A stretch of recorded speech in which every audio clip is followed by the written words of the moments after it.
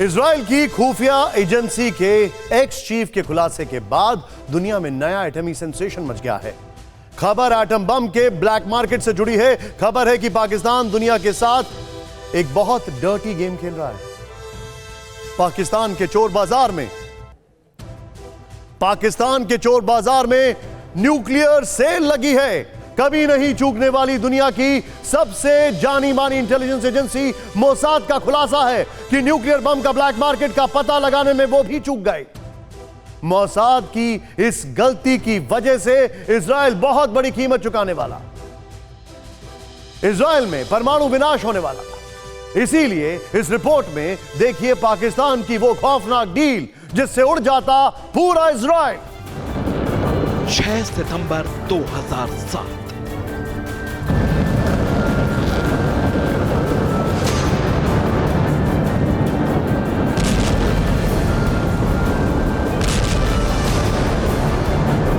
अगर ये धमाका ना हो पाता तो पूरा इजराइल उड़ जाता।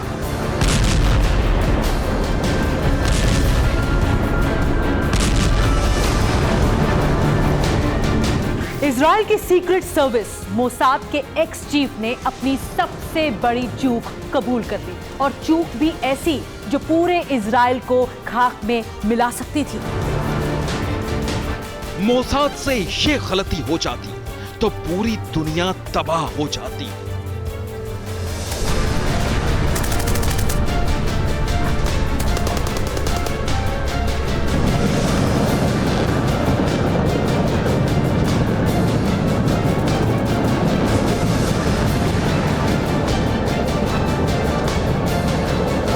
दुनिया के किसी भी कोने में बैठे दुश्मन को मारने में बदनाम इजराइल की सीक्रेट सर्विस मोसाद बगल में हुई डील को पकड़ नहीं पाई, और डील भी छोटी मोटी नहीं थी, पूरे एटम बम की डील थी।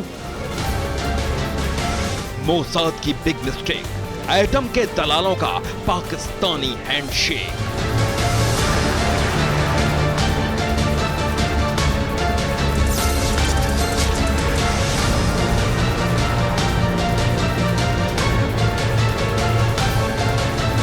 पाकिस्तान में एटम बम दलालों का हैंडशेक, मोसाद के नाक के नीचे ब्लैक मार्केट में डील होना, और साथ ही सीरिया में, जी हां सीरिया में पाकिस्तानी एटम बम का इजराइल पर दागा जाने वाला था। लेकिन आखिरी वक्त में, ऐन वक्त में बाजी पलट गई। एटम बम का ब्लैक मार्केट, जहां मिलता है मुंह मांगा रेट।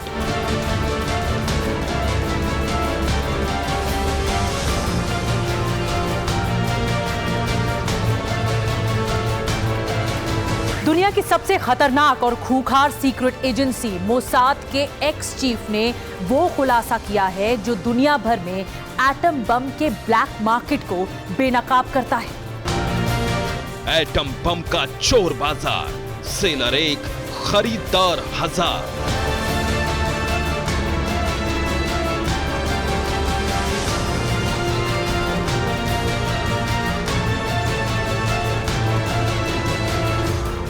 मोसाद के एक्स चीफ ने दुनिया के सामने ये फैक्ट भी रख दिया कि दुनिया भर में एटम बम, जो कि सबसे खतरनाक बम माने जाते हैं, उनकी भी ब्लैक मार्केटिंग होती है, और इस खेल का सबसे बड़ा खिलाड़ी है पाकिस्तान।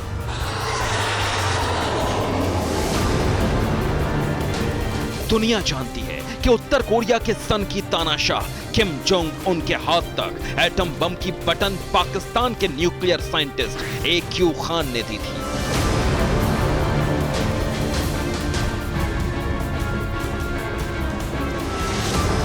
AQ खान ने दुनिया से गद्दारी की, अपने मुल्क से गद्दारी की, और कुछ नोटों के बदले एटम बम जैसी secret technique Kim Jong Un जैसे सनकी को सौंप दी।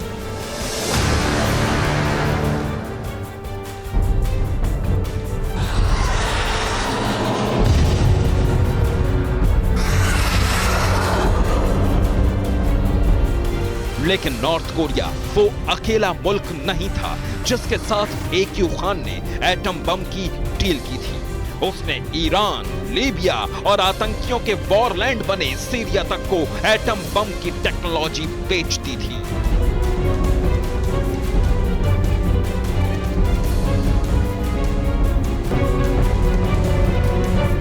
पाकिस्तान से एटम बम की ब्लैक मार्केटिंग की खबर लीक हो गई तो पाकिस्तानी सरकार ने अपने न्यूक्लियर वैज्ञानिक को बलि का बकरा बना दिया।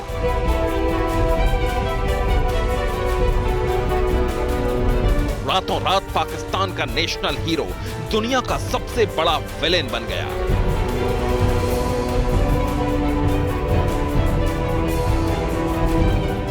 साइंटिस्ट AQ खान ने पाकिस्तान के नेशनल टीवी पर आकर माफी मांगी थी। स्वीकारा था कि उसने ही नॉर्थ कोरिया, ईरान, लीबिया और सीरिया को परमाणु टेक्नोलॉजी बेची थी। वो परमाणु टेक्नोलॉजी जो दुनिया को पूरी तरह से खत्म करने का मादा रखती है, खुलेआम सरेआम बिक रही थी। पूरी दुनिया के लिए बहुत बड़ा खुलासा था, लेकिन अब 18 साल बाद इससे भी बड़ा खुलासा हुआ है।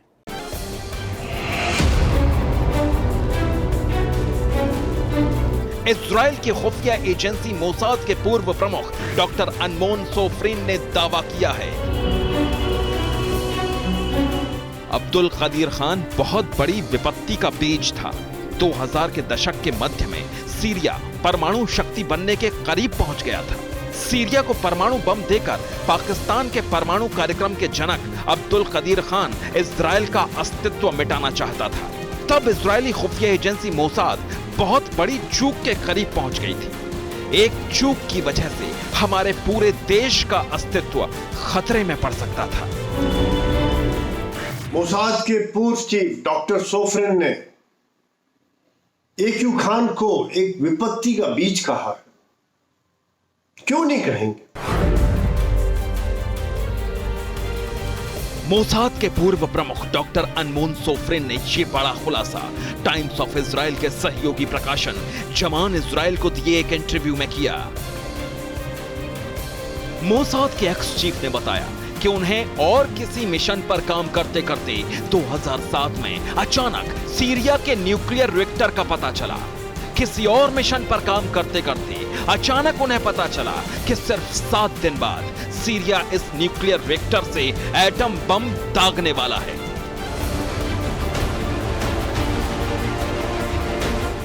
सीरिया इजराइल का पड़ोसी और दुश्मन नंबर 1 है। सीरिया इजराइल को मान्यता नहीं देता। दोनों देशों के बीच राजनयिक संबंध भी नहीं है। जून 1967 में सीरिया और इजराइल के बीच पहला युद्ध हुआ था। तब से लेकर अब तक दोनों देश कई बार संघर्ष का सामना कर चुके हैं। इसलिए सीरिया के एटम बम बनाने का सिर्फ एक मकसद था, उसका इजराइल के खिलाफ इस्तेमाल। उस वक्त तक किसी को भनक तक नहीं थी कि सीरिया भी एटम बम बनाने पर काम कर रहा है।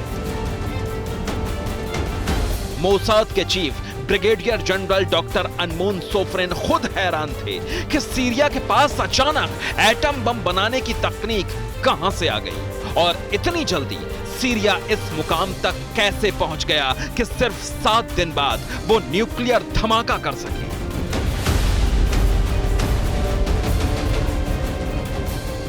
हैरानी इस बात को लेकर भी थी कि सबसे काबिल एजेंसियों में जिसका शुमार होता है वो खुफिया एजेंसी मोसाद इस बारे में गाफिल कैसे थी। सीरिया में चल रही हर एक गतिविधि जिसका इजराइल से कोई ताल्लुक हो सकता था, मोसाद को उस बारे में खबर थी, तो फिर यह बात उसकी जानकारी से बची कैसे रह गई। मोसाद ने सीरिया के एटमी धमाके को रोकने और अंदर की खबर पता करने में अपनी पूरी ताकत झोंक दी। पता चला कि सीरिया तक एटम बम की टेक्नोलॉजी पाकिस्तान में एटम बम के ब्लैक मार्केट से पहुंची है। खिलाड़ी तो प्रेसिडेंट असाद सीरिया के और अब्दुल कादिर खान पाकिस्तान का, वही पाकिस्तान का फाउंडर फादर है as far nuclear capabilities concern, और उसी ने कबूल किया है कि उसने 20 साल के अंदर अनेकों देशों को न्यूक्लियर कैपेबिलिटी बेची पैसे को लेकर। हालांकि सीरिया में पाकिस्तान की सक्रियता को देखते हुए मोसाद को साल 2000 की शुरुआत में कुछ शक हुआ था इसके बाद मोसाद को वहां न्यूक्लियर सेंट्रीफ्यूज से जुड़ी कुछ गतिविधियों की जानकारी भी मिली थी। फरवरी 2004 में मोसाद ने सीरिया के परमाणु कार्यक्रम के संबंध में पहली चेतावनी भी जारी की थी, लेकिन बाद में मान लिया गया कि सीरिया के पास वो काबिलियत नहीं कि वो एटम बम बना सके। यही मोसाद ने बहुत बड़ी भूल कर दी। उसने सीरिया के एटम बम बनाने की कोशिश की तरफ से ध्यान हटा लिया और एक दिन अचानक मोसाद के चीफ को सरप्राइज की तरह सीरिया के एटम बम की जानकारी मिली। आनन फानन में मोसाद के चीफ डॉक्टर अनमोन सोफरेन ने इजराइल के तत्कालीन प्रधानमंत्री एहुद ओलमर्ट को जानकारी दी कि अगले सप्ताह सीरिया परमाणु सक्षम राष्ट्र बनने वाला है। इजरायली प्रधानमंत्री ओलमर्ट ने अमेरिका से हमला करने की अपील की, लेकिन अमेरिका के तब के राष्ट्रपति जॉर्ज डब्ल्यू बुश ने मना कर दिया। इसके बाद इजरायली एयरफोर्स ने 6 सितंबर 2007 को अपने F-15 और F-16 स्ट्राइक फाइटर से सीरियाई रिक्टर पर बमबारी करके उसे तबाह कर दिया।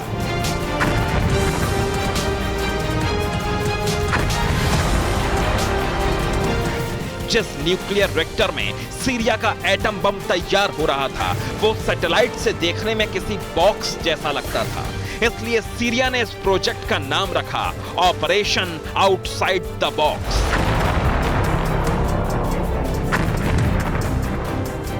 सीरिया के अपने ही कुछ लीडर्स हैं जिन्होंने ये इंटेलिजेंस इजराइल को दी, मोसाद को दी, और उस इंटेलिजेंस के बाद में मोसाद ने उसके ऊपर हवाई हमला किया। 2001 में एक बिल्डिंग थी जिसमें लगता था कि नॉर्मल मिलिट्री फैसिलिटी है, लेकिन वास्तव में उसमें अंडरग्राउंड न्यूक्लियर रिएक्टर एस्टेब्लिश किया जा रहा था, उसको बर्बाद किया। अब इस घटना के 15 साल बाद मोसाद के एक्स चीफ डॉक्टर अनमोन सोफरेन ने इस बारे में पहली बार एक इजराइल के पब्लिकेशन को दिए इंटरव्यू में बताया है कि सीरिया को एटम बम की टेक्नोलॉजी देने के पीछे कौन कौन था। अब्दुल कादिर खान पूरी दुनिया के लिए एटमी मुसीबत की जड़ था। वो दुनिया भर में जहां भी गया उस पर कड़ी नजर रखने की जरूरत थी। हम ऐसा करने में चूक गए। पाकिस्तान का nuclear scientist Abdul Qadeer Khan Iran, Libya, मिस्र, सऊदी अरब, सीरिया और नॉर्थ कोरिया के कई दौरे किए थे। इनमें से हर एक देश में एटम बम की ब्लैक मार्केटिंग की कोशिश की।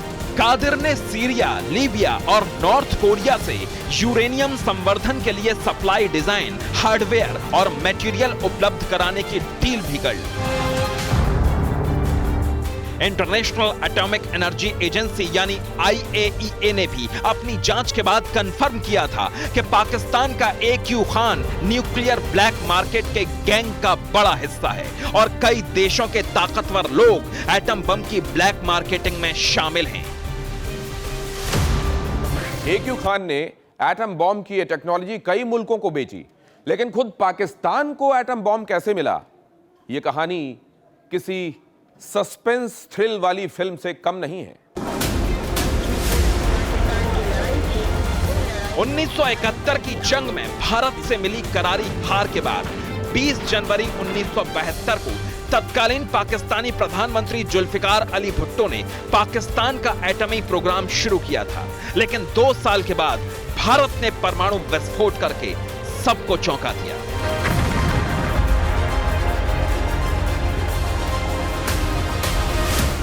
इसके बाद गैस सेंट्रीफ्यूज बनाने वाली नीदरलैंड की एक कंपनी एनरेको में काम करने वाला metal engineer Abdul Qadeer Khan centrifuge की डिजाइन चुराकर पाकिस्तान ले आया। चोरी के सेंट्रीफ्यूज डिजाइन से पाकिस्तान ने भी एटमी धमाका कर दिया। इसके बाद तो AQ खान पाकिस्तान का नेशनल हीरो बन गया। 1980 और 1990 के दशक में इस्लामाबाद का वो सबसे ताकतवर शख्स था। पाकिस्तान के स्कूलों की दीवारों पर उसकी तस्वीरें दिखती थीं। पाकिस्तान की सड़कों और गलियों में उसके पोस्टर लगे थे। AQ खान को एक नहीं बल्कि 2 बार 1996 और 1999 में पाकिस्तान के सर्वोच्च नागरिक सम्मान निशान-ए-इम्तियाज से नवाजा गया। लेकिन AQ खान ने चोरी स्मगलिंग वाले पाकिस्तान के न्यूक्लियर प्रोग्राम को एटमी ब्लैक मार्केट में बदल दिया। कुछ दिन पहले ईरान के पूर्व राष्ट्रपति अकबर हाशमी रफसंजानी ने माना कि 80 के दशक में पाकिस्तान ने ईरान को भी परमाणु तकनीक दी थी। AQ खान ने खुद अपने खिलाफ चली जांच में कबूल किया था कि ईरान के 3 परमाणु बम के लिए $10 अरब की पेशकश हुई थी। एटमी ब्लैक मार्केट में अंडरवर्ल्ड की भी बहुत सी कंपनियां शामिल हो गई थी। एटम बम के लिए पाकिस्तान में खुला खेल चल रहा था। आतंकी भी पैसा देकर परमाणु तकनीक खरीदने की कोशिश करने लगे। तब अमेरिका की आंख खुली। पाकिस्तान पर इंटरनेशनल दबाव पड़ा तो हुक्मरानों ने खुद को बचाने के लिए AQ खान को बेनकाब कर दिया। AQ खान ने मजबूरी में सबके सामने अपना गुनाह कबूल किया, लेकिन वो इस खेल के बाकी खिलाड़ियों को साफ बचा गया।